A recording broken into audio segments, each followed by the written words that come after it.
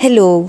Welcome to Doktorapedia. Ang tatalakayin natin ngayon ay ang tungkol sa mga heat illnesses o mga sakit na dulot ng sobrang init ng panahon na kinabibilangan ng heat cramps, heat exhaustion at heat stroke. Pag-uusapan natin ang sanhi, mga simptomas nito at ang mga dapat gawin kapag mayroon ng simptomas ng mga sakit na ito ang iyong anak. Sanhi.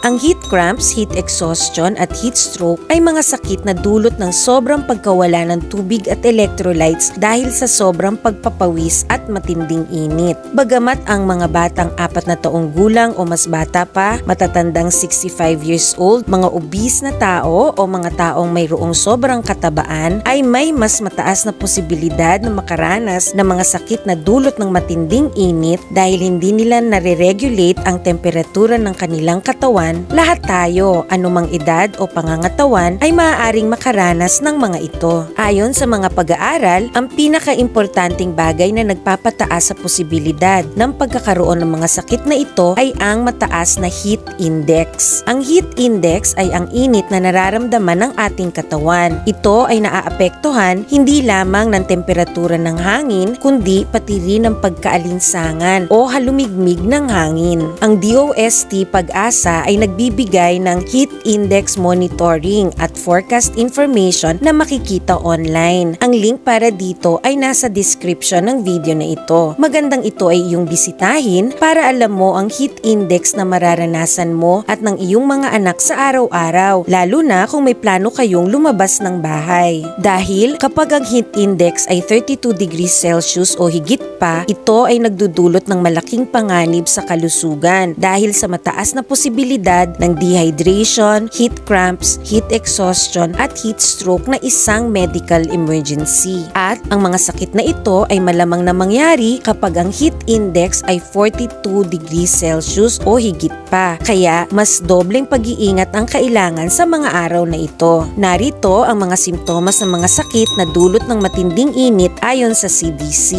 Una, heat cramps. Sa tatlong sakit na dulot ng matinding init, ang heat cramps ang pinaka-mild. Ito ay nangyayari sa sobrang pag-ehersisyo at pagpapawis sa matinding init. Bago tayo magpatuloy, paalala na ang video na ito ay para sa dagdag kaalaman lamang. Hindi ito naglalayong pumalit sa pagkonsulta, pag-examine, pag-diagnose at paggamot ng isang doktor. Magkonsulta sa inyong doktor tungkol sa kalagayan ng inyong anak. Ang matanda at batang may heat cramps ay walang lagnat o hindi mainit ang katawan, pero mapapansin ang sobrang pagpapawis at may pananakit o paninigas ng mga grupo ng muscles o pinupulikat ang muscles. Ang mga apektadong muscles ay ang mga muscles na kanyang ginagamit ng sobra sa kanyang pag-eehersisyo. Kaya maaaring magkaroon ng severe cramps o paninigas ang binti o hita at muscles sa tiyan. Pwede ring manigas ang mga daliri. Minsan, ang pagkakaroon ng heat cramps ay isang early warning ng isang mas malalang kondisyon, ang heat exhaustion. Ang heat exhaustion ay mas malala kaysa sa heat cramps. Ito ay nangyayari kapag hindi napapalitan ang maraming tubig at electrolytes na nawawala dahil sa sobrang pagpapawis. Nangyayari ang heat exhaustion kapag ang katawan ay hindi na kayang makapagpalamig ng sarili. Ibig sabihin, hindi lang isang grupo ng muscles ang apektado. Apektado na ang buong katawan.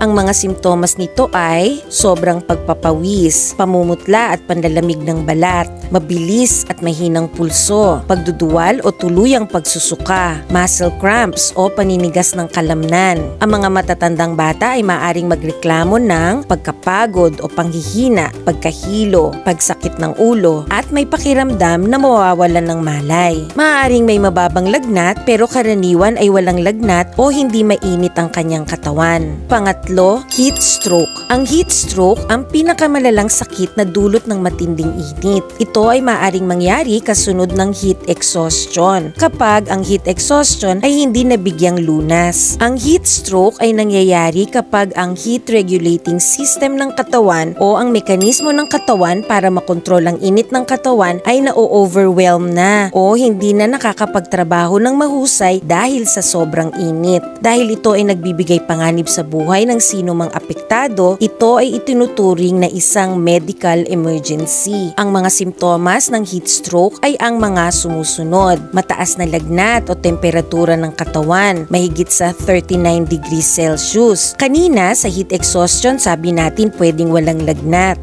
Mainit, mapula at sobrang tuyo na balat. Bagamat maaring maramdaman na medyo basa ang balat, mahigit sa 50% ng mga may heat stroke ay walang pawis. Hindi katulad sa heat exhaustion na pawis. Mabilis at malakas na pulso. Gaya sa heat exhaustion, ang bata ay may pagsakit ng ulo, nahihilo at naduduwal. Pero ngayon, mapapansin na siya ay confused o mukhang wala sa sarili. Kinakausap mo pero hindi ka naiintindihan. At siya ay maaaring mawalan ng malay. Ang heat stroke ay isang emergency dahil sa maiksing panahon maaaring maapektuhan ng utak at ang iba pang importanteng organ ng katawan na delikado sa buhay ng matanda at bata. Kaya, importanteng maging mas maingat kapag matindi ang init ng panahon para hindi magkaroon ng tatlong sakit na ito. Paalala rin na maaaring magkaroon ng dehydration ng bata kahit wala siyang senyales ng heat cramps, heat exhaustion o heat stroke. Para sa mga senyales ng mild at severe dehydration, panoorin ang naunang video ukol dito. Ano ang dapat mong gawin kung magkaroon na ng mga simptomas ng heat illness ang iyong anak? Para sa heat cramps na nangyayari kapag sobra ang ehersisyo sa matinding init, dapat ay itigil ang pag-eehersisyo at ilipat sa malamig na lugar ang bata. Painumin siya ng tubig o sports drink na may lamang electrolytes. Maaari ring maingat na i-stretch ang naninigas na muscle ng dahan-dahan. Hintaying mawala ang cramps o paninigas ng laman bago ituloy ang kanyang pag-eehersisyo. Karaniwan, matapos mabigyan ng inumin at makapagpalamig ang bata ay bumubuti na ang kanyang pakiramdam at tuluyang mawawala ang simptomas makalipas ang 1 o 2 oras. Magkonsulta sa doktor kung tumagal na mahigit sa 1 oras ang cramps o kaya ay nasa low sodium diet o may sakit sa puso ang bata. Para sa heat exhaustion, ilipat ang bata sa malamig na lugar. Ihiga siya ng nakataas ang paa, luwagan ng kanyang suot na damit o hubarin ang mga suot na damit maliban sa underwear para mas mabilis makalabas ang init ng kanyang katawan. Maglagay ng mga bimpo na basa ng malamig na tubig sa kanyang katawan o paliguan siya gamit ang malamig na tubig. Pwede ring paulit-ulit na punasan ng katawan ng bata gamit ang bimpong basa ng malamig na tubig. Painumin siya ng tubig.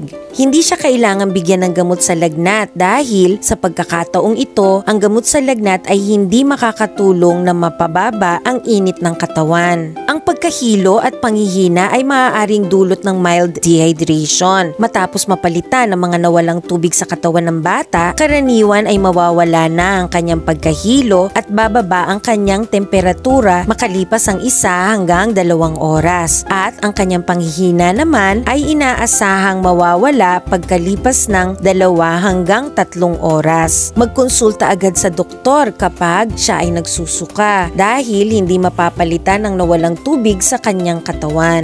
Ang mga simptomas ay tumagal ng mas matagal sa 1 oras o lumalala ang simptomas. Kung nawala na siya ng malay, mas mabuting dalhin na siya agad sa ospital. Heat stroke. Dahil ito ay isang medical emergency, kailangang dalhin agad ang bata sa ospital. Habang naghihintay na madala siya sa ospital, ilipat ang bata sa malamig na lugar. Pababain ang temperatura ng kanyang katawan sa pamamagitan ng mga bimpong basa sa malamig na tubig o paliguan siya ng malamig na tubig.